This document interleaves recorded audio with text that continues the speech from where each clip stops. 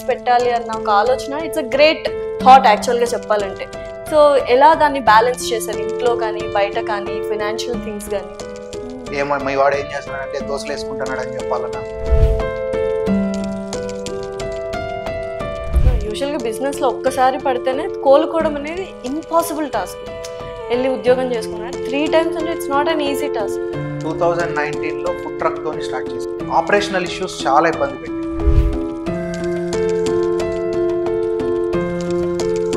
పొద్దున్నే 5:30కి ట్రక్ బయలుదేరాలి. సడన్ గా చెక్ చేస్తే ట్రక్ పనిచేయదు. బిజినెస్ లేకపోతే ఎంటర్‌ప్రెన్యూర్ ఈ మధ్య గ్యాప్లో ప్రతి ఒక్కరికి ఒక లవ్ స్టోరీ ఉంటుంది. నేను ఎప్పుడు ఆ రోజు కూడా నా ఫ్రెండ్స్ తోని కానీ వీళ్ళతో కానీ ఎప్పుడు చెప్పాను, ఒక రోజు వస్తుంది, ఆ రోజు డెఫినెట్లీ వాళ్ళు నాకు సమాధానం చెప్తారు.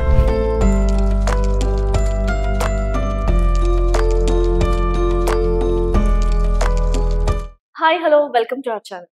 సో ప్రస్తుతం నాతో పాటు ఒక youngest and successful entrepreneur.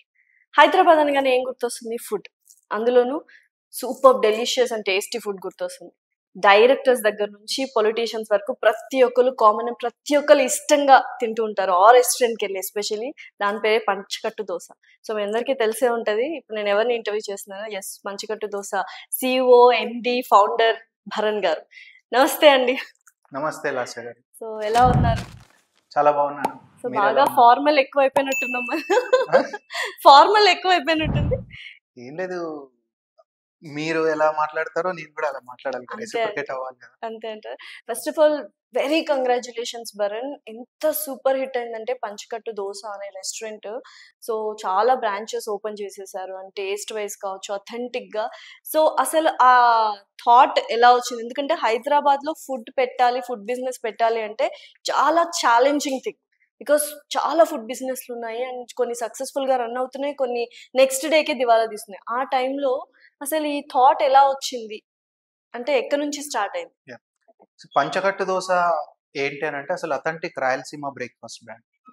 So idea ఏంటి అని అంటే, మా తాడిపత్రిలో మేము చిన్నప్పటి నుంచి తింటూ పెరిగినటువంటి దోశలు కానీ, ఎర్రకారం దోశ, మంచి నెయ్యి వాడి, సో ఆ ట్రెడిషనల్ వేలో రా మెటీరియల్స్ని యూజ్ చేసి చేసేటువంటి ఫుడ్ ఎప్పుడు మిస్ అవుతున్నాము అనే ఫీలింగ్ ఉండేది నాకు. హైదరాబాద్కి వచ్చాక నా ఇంజనీరింగ్ అయిపోయిన తర్వాత నేను ఇక్కడ జాబ్ చేయడానికి వచ్చిన టైంలో ఎప్పుడు మిస్ అవుతున్నా అనే ఫీలింగ్ ఎప్పుడు లోపల ఉండేది.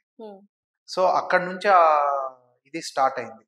సో మన ఫుడ్ మనం ఇక్కడ తీసుకోండి, ఎందుకంటే చాలా మంది అక్కడ నుంచి మైగ్రేట్ అయ్యి ఇక్కడ వర్క్ కానీ బిజినెస్ కానీ చేస్తూ ఉంటారు. సో ఈ బిజీ లైఫ్లో ఫుడ్ అనేది మిస్ అవుతున్నారు. సో అథెంటిక్ ఫుడ్ని మనము తీసుకొని రావాలి అనే ఆలోచనతోని పంచకట్టు దోశ ఐడియా అనేది స్టార్ట్ అయింది. సో నాకు స్వతహాగా రాయలసీమ అంటే ఒక తెలియని లోపల ఒక స్ట్రాంగ్ రీజనల్ ఫీలింగ్. ఎందుకు ఆ మాట అంటున్నానంటే, రాయలసీమ అనేది చాలా వెనుకబడిన ప్రాంతం. అసలు మీరు చూస్తే దేశంలోనే బుందేల్ఖండ్ తర్వాత అంత వెనుకబడిన ప్రాంతం ఏది అని అంటే రాయలసీమ ప్రాంతం. రాయలసీమ అంటుంది. రాళ్ళు తాగేదానికి నీళ్లు ఉండవు, పంటలు పండవు. సో చాలా ఇబ్బందులు, కరువు ప్రాంతం అని పేరు. సో ఇండియాలోనే సెకండ్ లోయెస్ట్ రైన్ఫాల్ ఏది అని అంటే అనంతపూర్ జిల్లా. సో అంత డ్రాట్ ఏరియాలో పుట్టాను నేను, అక్కడే పెరిగాను. మా నాన్న ఒక చిన్న రైతు, మా నాన్న ఫార్మర్. ఒక 3 ఎకరాల పొలం ఉండేది. సో అక్కడ నుంచి వచ్చాను నేను. అంటే ఎన్నో కష్టాలు చూసాము. ఇప్పుడు కొంచెం ఈ ఐటీ రావడం వల్ల అందరూ ఇళ్లలో ప్రతి ఇంటికి ఒక ఐటీ ఇంజనీర్ ఉండడం వల్ల కొన్ని పల్లెలు బాగున్నాయి. కానీ మీరు ఒక వెనక్కి వెళ్తే 2000s టైంలో, 90s 2000s లోకి వెళ్తే అసలు లిటరల్లీ స్కూల్ ఫీజులు కూడా కట్టలేని పరిస్థితిలో ఉండేటటువంటి పరిస్థితులు ఉన్న దగ్గర నుంచి వచ్చాం. అంటే మీరు ఎప్పుడైనా చూస్తే ఎప్పుడు కూడా పల్లెలలో లేడీస్ మెడలో బంగారు ఉండేది కాదు, అది ఎప్పుడు బ్యాంకులలో తాకట్టులో ఉండేది. అంటే అట్లాంటి దారుణమైన పరిస్థితులు ఉన్నటువంటి ప్రాంతంలో నుంచి వచ్చాను నేను. సో ఎప్పుడు అవన్నీ కష్టాలు చూసాం కాబట్టి ఆ ప్రాంతం అన్నా మా ఊర్లో అన్నా కూడా ఎక్కడో తెలియని లోపల ఫీల్ అలా ఉండింది. సో రాయలసీమ ప్రాంతము, తాడిపత్రి ఎస్పెషల్లీ ఆ టేస్ట్, దానికి ఒక అస్తిత్వం ఉంది, అక్కడ ఒక నేటివిటీ ఉంది, ఆ ఫుడ్ ఒక ఇది ఉన్నది. సో దాన్ని మనం ఎట్టి పరిస్థితుల్లో మనం తీసుకొని వచ్చి మనం బ్రాండ్ క్రియేట్ చేయగలిగితే ఆ పేరు రాయలసీమకు ఉన్నటువంటి ఇది మనం ఎక్కడో ఏదో తెలియకోకుండానే మనం ఏదో ఎక్కడో దగ్గర మనం పైకి కొంచెం ఎలివేట్ చేసిన ప్రజల్లోకి తీసుకొచ్చామనే ఒక ఫీల్ అనేది ఉంటుంది. అండ్ బ్రాండ్ క్రియేట్ చేయడమే కాదు, అంతటి అథెంటిక్ ఫుడ్ ని అందరికీ అందిస్తున్నారు. ఇప్పుడు ఎస్పెషల్లీ హైదరాబాద్ అంటే ఏంటి, చాలా మంది ఎంప్లాయీస్ ఉంటారు, ఎస్పెషల్లీ పెళ్లి కాని వాళ్ళు ఎక్కువ వచ్చి ఉంటుంటారు. బేసిక్ గా చాలా బిజీ స్కెడ్యూల్స్ ఉంటాయి, వాళ్ళందరూ తినాలి అంటే ఒక మంచి ఫుడ్ రీజనబుల్ ప్రైస్ కి అంటే డెఫినెట్లీ ఇట్స్ సర్వీస్ అని చెప్పుకోవచ్చు ఒక రకంగా. డెఫినెట్లీ ప్రైస్ కూడా మీరు చూస్తే మనం ఇస్తున్నటువంటి క్వాలిటీ కి ఆ ప్రైస్ కి చాలా మంది చెప్తుంటారు ఇంత తక్కువ ప్రైస్ అంటే తక్కువ అని నేను అన్ను, రీజనబుల్ ప్రైస్. కరెక్ట్. అంటే ఆ క్వాలిటీ ఆ టేస్ట్ కు అంతటి రీజనబుల్ ప్రైజింగ్ లో మనం అందివ్వగలుగుతున్నాం. ఎందుకనంటే అందరికీ అందుబాటులో ఉండాలి. ప్రైస్ ఎక్కువ పెట్టి ఓన్లీ ఒక సెక్టర్ పీపుల్ ని టార్గెట్ చేయడం కాకోకుండా ప్రతి ఒక్కరికి అఫోర్డబుల్ ఉండాలి. సో ఒక్కసారి తినేవాళ్ళు 3 సార్లు తిన్నా కూడా పాకెట్ ఫ్రెండ్లీ ఉండాలి. అండ్ అదే టేస్ట్ అదే క్వాలిటీ మెయింటైన్ అవ్వాలి. మేము ఇప్పుడు చూస్తే మేము తెప్పించేటటువంటి రా మెటీరియల్ కానీ, శనక్కాయలు కానీ, నెయ్యి కానీ మేజర్ అన్నమాట. మా క్విజిన్ లో శనక్కాయ చట్నీ అండ్ నెయ్యి ఇవి చాలా ఇంపార్టెంట్ రోల్ ఉంటాయి అన్నమాట. సో అక్కడ మా ఊర్లో నుంచే తెప్పిస్తాం. ఈ కొన్ని స్పెసిఫిక్ ఏరియా స్పెసిఫిక్ అక్కడ నుంచి ప్రొక్యూర్ చేసుకుంటాం. ఎందుకంటే ఆ టేస్ట్ మంచిగా మెయింటైన్ అవ్వడానికి, ట్రెడిషనల్ అథెంటిక్ మిస్సింగ్ ఉండకూడదు అని చెప్పి. ఎందుకంటే ఆ క్వాలిటీ రా మెటీరియల్ ఉంటేనే ఫుడ్ కు టేస్ట్ వస్తుంది.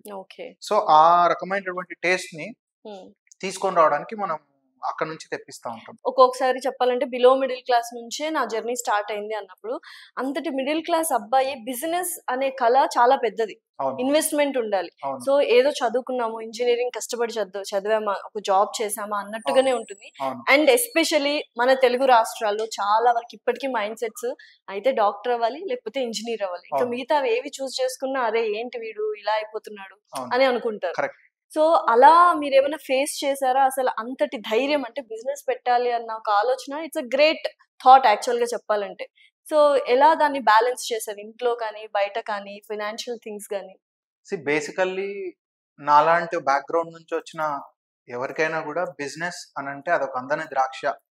అంటే ఎవరు కూడా ఆలోచన కూడా చేయాలంటే కూడా భయపడతారు. సో ఎందుకంటే ఒక్కసారి లైఫ్ తలకిందులు అవుతుందేమో అనే ఆ ఫియర్ ఆఫ్ ఫెయిల్యూర్ ఏదైతే ఉంటుందో అది ప్రతి ఒక్కరికి ఉంటుంది. నాకొక్కరికే కాదు, ప్రతి ఒక్కరికి ఉంటుంది. సో నేను అట్లాంటి ఎన్నో బాధలు ఎన్నో కష్టాలు అనుభవించాను. కాకపోతే ముందు నుంచి నేను చాలా క్రిస్టల్ క్లియర్ మైండ్ తోటి ఉండే ఎప్పటికైనా నేను I want to start my own business. So ఆ ఆంటర్ప్రెన్యూరియల్ థ్రస్ట్ అనేది ఏదైతే ఉంటుందో అది నాకు నా ఇంజనీరింగ్ టైం నుంచి కూడా ఉంది. సో ఆల్మోస్ట్ 20s లో, ఎర్లీ 20s లో వచ్చింది నాకు. 16-15 ఏళ్ల నుంచి కూడా నేను నా ఓన్ ఎర్నింగ్స్, నా ఫ్యామిలీ, ఎందుకంటే నాకు సపోర్ట్ ఎవరు లేరు. నా ఫ్యామిలీని, మా ఫాదర్ని కానీ నా చెల్లిని కానీ చూసుకోవాల్సిన రెస్పాన్సిబిలిటీ నా మీదే ఉండింది. ఎలా అప్పటి నుంచి ఎలా ఆన్ చేస్తున్నారు? ఏం చేశారు? బికాజ్ నా ఇంజనీరింగ్ టైంలో నేను స్టూడెంట్ కన్సల్టెన్సీ చేసేవాడిని. సో అంటే నా ఇంజనీరింగ్ టైంలో 2 months ఏదైతే సమ్మర్ హాలిడేస్ ఉంటాయో ఆ టైంలో నేను ఈ ఇంటర్మీడియట్ అయిపోయిన స్టూడెంట్స్ ని గ్యాదర్ చేసి వాళ్ళందరికీ గైడెన్స్ ఇచ్చి ఫీజు రింబర్స్మెంట్ లో కానీ, పేమెంట్ సీట్స్ కావాలంటే ఒక మంచి కాలేజెస్ లో కన్సల్టెన్సీ ఉండేది నాకు. సో నేను కన్సల్టెన్సీ చేసుకుంటూ ఆ 2 months లో నాకు కావాల్సినటువంటి మనీని ఎర్న్ చేసుకున్నాను. అది నా ఇయర్ కి సరిపోయే నా చెల్లికి ఫీజులు కానీ, నాకు కానీ, నా ఇంటి ఖర్చులకు కానీ అంతా నాకు అక్కడ సరిపోయేది అనమాట. సో అట్లా నేను అప్పటి నుంచి కూడా నేను నా ఓన్ గానే నేను చేసుకుంటూ వచ్చేవాడిని. సో నాన్నకి చాలా హెల్ప్ఫుల్ గా ఉన్నారు అప్పటి నుంచి. అంటే మా ఫాదర్ బేసికల్ ఏంటంటే మా ఫాదర్ అప్పటికే చాలా హెల్త్ ఇష్యూస్, మా ఫాదర్ కి కొంచెం ప్రాబ్లమ్స్, మా ఫాదర్ చాలా ఇబ్బందులు పడుతుండే. మా ఫాదర్ కొంచెం పోలియో అఫెక్టెడ్ పర్సన్. సో ఆయన ఇబ్బందులు ఉంటాడు. సో అర్లీ ఏజ్ లోనే నా మీద బాధ్యత, ఇది నాకు రెస్పాన్సిబిలిటీ అనేది ఉండింది. సో అమ్మగారు, మా అమ్మ నాకు చిన్నప్పుడే చనిపోయారు అనమాట. సో నాకు 11 years ఉన్నప్పుడే మా అమ్మ చనిపోయినారు. అప్పటి నుంచి మా ఫాదరే, ఏమైనా హెల్త్ ఇష్యూ అప్పుడు చిన్నప్పుడే చనిపోయినారు. దాని తర్వాత అంతా మా ఫాదరే నన్ను నా చెల్లిని పెంచింది. సెకండ్ మ్యారేజ్ కూడా చేసుకోకుండా నాన్న మీకోసమే ఉన్నారు. మా ఫాదర్ ఎప్పుడు అనేవాళ్ళు, అందరూ అనేవాళ్ళు పెళ్లి చేసుకోవచ్చు కదా ఉండంటే, మా నాన్న ఇష్టపడేవాడు కాదు. ఎందుకంటే మళ్ళీ పెళ్లి చేసుకుంటే వీళ్ళను సరిగా చూసుకోలేనేమో, నా ఇది డైవర్ట్ అవుతుంది అండ్ ఆ వచ్చిన వాళ్ళు కూడా సరిగా చూసుకోకపోతే పిల్లలు అన్యాయం అయిపోతారు కరెక్ట్. అనే ఆ దీంట్లో ఆయన తన స్వార్థం చూసుకోలేదు. మా కోసం ఆయన డెవోట్ చేసినాడు. ఆయన లైఫ్ ని మొత్తం మాకు అంకితం చేసినాడు. ఎందుకంటే ఆయన అట్లనే బతికినాడు మా సో ఫాదర్. అలాంటి ఫాదర్ కి హెల్ప్ చేయడము, సపోర్ట్ చేయడం అనేది వెరీ ఇది నార్మల్ థింగ్. నేను హెల్ప్ అని అనను కానీ that's my basic Support. Responsibility. Yeah, ఎందుకంటే డెఫినెట్లీ గ్రేట్ వర్డ్. ఇప్పుడు మా ఫాదర్ ఇబ్బందులు పడుతున్న టైంలో మా ఫాదర్ ఇబ్బందులు పడుతున్నాడని కాదు కానీ నాకు తెలియకుండానే నేను ఆ రోల్లోకి వెళ్ళిపోయాను. తెలియకోకుండానే మనం చేయాల్సిందే. ఎందుకంటే 16-17 ఇయర్స్ ఏజ్ అంటే ఇట్స్ నాట్ స్మాల్ ఏజ్. మనం ఊరికి అనుకుంటున్నాం కానీ 15-16 ఏళ్లకు వండర్స్ చేసినారు డెఫినెట్లీ. చాలా మంది. బట్ అంత కొంతమందే, బట్ చాలా వరకు అంత మెచ్యూరిటీ లెవెల్స్ నీలాగా ఉండడం అనేది గ్రేట్ కదా. బేసికల్లీ చెప్తున్నా కదా, అదే పరిస్థితులే మనకు అన్ని నేర్పిస్తాయి. సిచ్యుయేషన్స్. ఇప్పుడు అదే మా నాన్న నాకు 100 కోట్ల ఆస్తి పెట్టి, ఇప్పుడు మాకు ఆస్తులు ఉండే ముందు, సో అవన్నీ పోయినాయి. సో అవన్నీ ఉండుంటే మేబీ నేను కూడా లగ్జరీగా అంత మెచ్యూరిటీ థాట్ ప్రాసెస్ ఉండేది కాదు. Definitely definitely. సో ఎప్పుడైనా కూడా పరిస్థితులే మనుషుల్ని మోర్ మెచ్యూర్డ్ హ్యూమన్ బీయింగ్స్ గా మారుస్తాయి అనేదాన్ని నేను గట్టిగా నమ్ముతాను. సో 16 ఇయర్స్ నుంచి నువ్వు ఎర్నింగ్స్ అనేవి స్టార్ట్ 16-17 ఇయర్స్ బాధ్యతలు తీసుకోవడం కాబట్టి చాలా అప్పటి నుంచి రెస్పాన్సిబిలిటీ. యా సో ఇప్పుడు యూజువల్ గా ఇందాక నేను అడిగినట్టు బిజినెస్ అనగానే నాన్నగారు ఎలా సపోర్ట్ చేశారంటే భయపడ్డారా? అరే నువ్వే కొడుకువి, చెల్లిని కూడా చూసుకోవాలి, ఇంజనీరింగ్ అవన్నీ జాబ్ తెచ్చుకుంటే కొంచెం సెటిల్ అవుతాం కదా, స్టేబుల్ అవుతుంది కదా మన ఫైనాన్షియల్ స్టేటస్ అని చెప్పేవాళ్ళు చాలా మంది ఉంటారు నాన్నతో పాటు. అవును. సి విలేజెస్ లో పరిస్థితులు ఎట్లుంటాయో నేనేం కొత్తగా చెప్పాల్సిన పని లేదు. విలేజ్ లో ఏముంటది అని అంటే మావాడు అమెరికాలో ఉన్నాడంటే, మావాడు లండన్ లో ఉన్నాడంటే, మావాడు అక్కడ ఉన్నాడు ఇక్కడ ఉన్నాడు అనేది అదొక గర్వంగా చెప్పుకుంటా ఉంటారు. సో మా ఫాదర్ వచ్చే వరకు నేను ఇవన్నీ మానేసి, జాబ్ మానేసి, నేనేదో అంటే వాళ్ళ లాంగ్వేజ్ లో దోశల బండి పెట్టుకుంటాడంట వీడు, ఏమో మీ వాడు ఏం చేస్తున్నాడంటే దోశలు వేసుకుంటున్నాడు అని చెప్పాలనా. అంటే పల్లెలలో ఎట్లుంటది అని అంటే వాళ్ళకు అయితే ఇంజనీర్ అవ్వాలా లేదా డాక్టర్ అయ్యారు, అదే పెద్ద పెద్ద గౌరవమైనటువంటివి. మనకు ఉండే వృత్తులలో ఆక్యుపేషన్స్ లో మనకు గౌరవం అంటే రెస్పెక్టబుల్ వర్క్ అంటే అవి అన్న మైండ్ సెట్ ఉంటుంది. ఇంకా వేరేవన్నీ కూడా చాలా చిన్నవి అన్న ఫీలింగ్ లో ఇప్పటికీ అదే మైండ్ సెట్. ఎస్పెషల్లీ నేను కూడా రాయలసీమ కాబట్టి ఎస్పెషల్లీ రాయలసీమ అంటే ఇద్దరు డాక్టర్ ఆర్ ఇంజనీర్, దాన్ని మించి రాలేరు ఎవరు. అది కరెక్ట్ కాదు. కాకపోతే వాళ్ళకి తెలియదు, ఎందుకంటే అక్కడ ఉన్న పరిస్థితులు, ఆ ప్రభావం అవన్నీ అలా ఉంటాయి. సో అట్లాంటి ఏరియాలో నుంచి వచ్చినప్పుడు మేము ఇది చేస్తున్నాము అని అంటే డెఫినెట్లీ పెద్దవాళ్ళు కొంచెం బాధపడతారు, కొంచెం ఆ రెసిస్టెన్స్ ఉంటుంది వద్దు అని. బట్ సమ్హౌ నేను దాన్ని ఓవర్కమ్ చేశాను, మొండిగా పోయాను ముందుకు. సో ఇనీషియల్ డేస్ లో చాలా స్ట్రగుల్ అయ్యాను. ఫస్ట్ లో మా నాన్న వద్దన్నాడు కానీ నేను స్ట్రగుల్ అవుతున్న టైంలో చాలా సపోర్టివ్ గా ఉండే.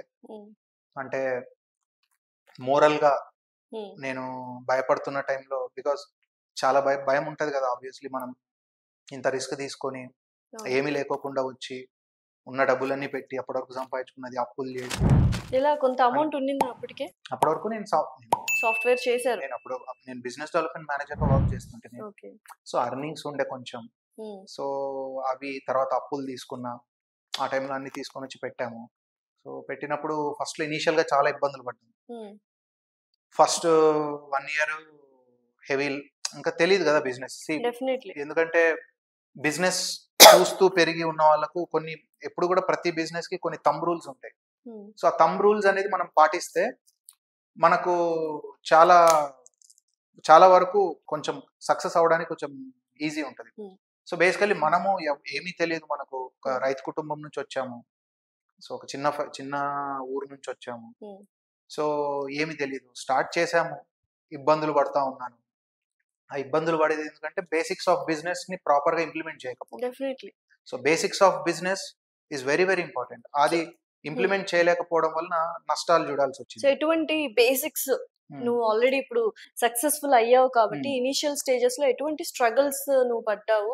ఎస్పెషల్లీ బిజినెస్ లో, ఏ బిజినెస్ పెట్టినా సడన్ గానే లేకపోతే ఫస్ట్ టైమే క్లిక్ అవ్వరు ఎవరైనా, ఒక 2-3 అటెంప్ట్స్ ఉంటాయి. సో అలా ఎన్ని అటెంప్ట్స్ చేస్తే నువ్వు ఇప్పుడు బేసికల్లీ ఫస్ట్ నేను 2019 లో ఫుడ్ ట్రక్ తోని స్టార్ట్ చేశాను. Food truck mobile food truck.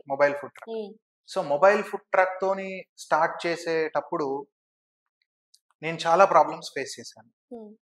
Business wise food బాగుంది, మంచి పేరు వస్తా ఉంది, అంతా బాగుంది. ఆపరేషనల్ ఇష్యూస్ చాలా ఇబ్బంది పెట్టాయి. Okay. Food so truck like example ఏంటి?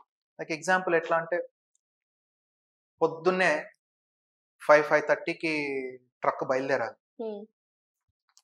5:36 మధ్యలో సడన్ గా చెక్ చేస్తే ట్రక్ పనిచేయదు, ట్రక్ ఆన్ అవ్వదు, ఇష్యూస్ వస్తాయి. ఓకే. నీకు చేసిన ఫుడ్ అంతా ఉంటుంది, మొత్తం లాస్.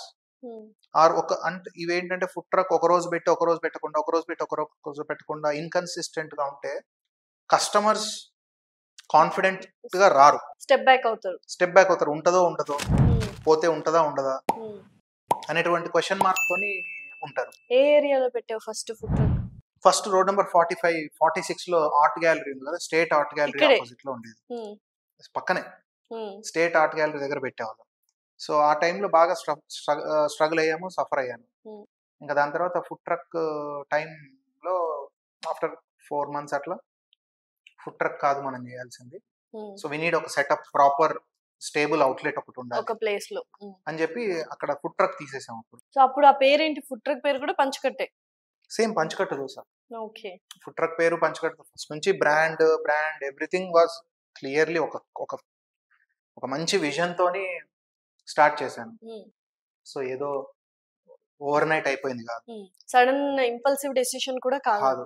దాని ముందు ఒక 1.5 year నేను వర్క్ చేశాను. 1.5 year బ్రాండ్ స్టార్ట్ చేయడానికి ముందు ఒక 1.5 year గ్రౌండ్ వర్క్ చేసుకున్నాను.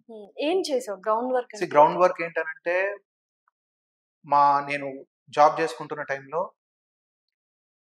ఫ్రైడేస్ వెళ్ళిపోవడము, 2 days అక్కడ ఉండి కిచెన్స్ తిరిగి అక్కడ అసలు ఎందుకు టేస్ట్ వస్తుంది, తాడిపత్రిలో ఏం చేస్తే టేస్ట్ వస్తుంది, ఎట్లాంటి రా మెటీరియల్ తెస్తున్నారు, ఎలాంటి పద్ధతులు వాడుతున్నారు, సో పిండి కొట్టేది ఎట్లా చేస్తున్నారు, ఫర్మెంటేషన్ జరిగే ప్రాసెస్ ఎట్లయితా ఉంది, సో ఇట్లా ఇన్ డీటెయిల్డ్ సబ్జెక్ట్ మీద ఫోకస్ చేశాను. ఎవ్రీ స్టెప్ డీటెయిల్ గా తెలుసుకున్నాను. అసలు చట్నీ ఎందుకు, అసలు యాక్చువల్లీ చెనిక్కాయ చట్నీ అనేది రాయలసీమ ప్రాంతం యొక్క అదొక అథెంటిక్ డిష్. అది చెనిక్కాయ చట్నీ అనేది ఎందుకనంటే మన ప్రైడ్ అనుకోవచ్చు. అంతే, చెనిక్కాయ చట్నీ పుట్టిందే రాయలసీమ, వేరే దగ్గర ఎక్కడ నీకు చెనిక్కాయ చట్నీ దొరకదు. చెనిక్కాయ చట్నీ అంటే పల్లి చట్నీ, చెనిక్కాయ చట్నీ అంటే పల్లి చట్నీ, చెనక్కాయ అంటే పల్లీలు. సో చెనిక్కాయలు ఎందుకంటే ఆడ మనకు పండేది చెనిక్కాయలే మేజర్ గా. సో ఎట్లాగైతే మీరు కర్ణాటక ఇటువైపు పోతే కొబ్బరి ఎట్లయితే ఉంటుందో, ఇక్కడ చెనిక్కాయలు అనేది మనకు ఎక్కువ పండే వర్షాధారిత పంట.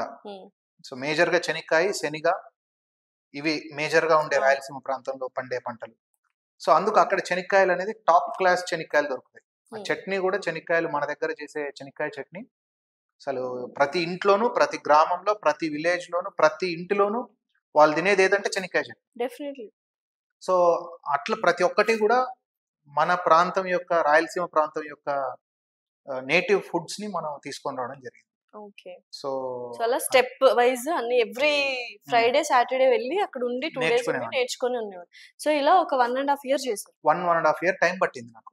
సో బ్రాండ్ ఎట్లా ఉండాలి, అసలు బ్రాండ్ నేమ్ ఎలా రావాలి, దాని వెనకాల చాలా గ్రౌండ్ వర్క్ చేశాను. పంచకట్టు అనే పేరు ఎక్కడి నుంచి వచ్చింది? పంచకట్టు దోశ ఎందుకు పెట్టామంటే, మీరు మన ఊర్లలోకి వెళ్తే, ఏ ఊరికైనా వెళ్ళండి, కదిరి బోండి, ప్రొద్దుటూరు బోండి, కర్నూలు బోండి, నంద్యాల బోండి, కడప బోండి, ఓకే, తిరుపతి బోండి, ఎక్కడికన్నా బోండి, యా ఊర్లో పోయినా ఆడ దోశ వేసే వాళ్ళు, మీరు ట్రెడిషనల్ ప్లేసెస్ ఉంటాయి.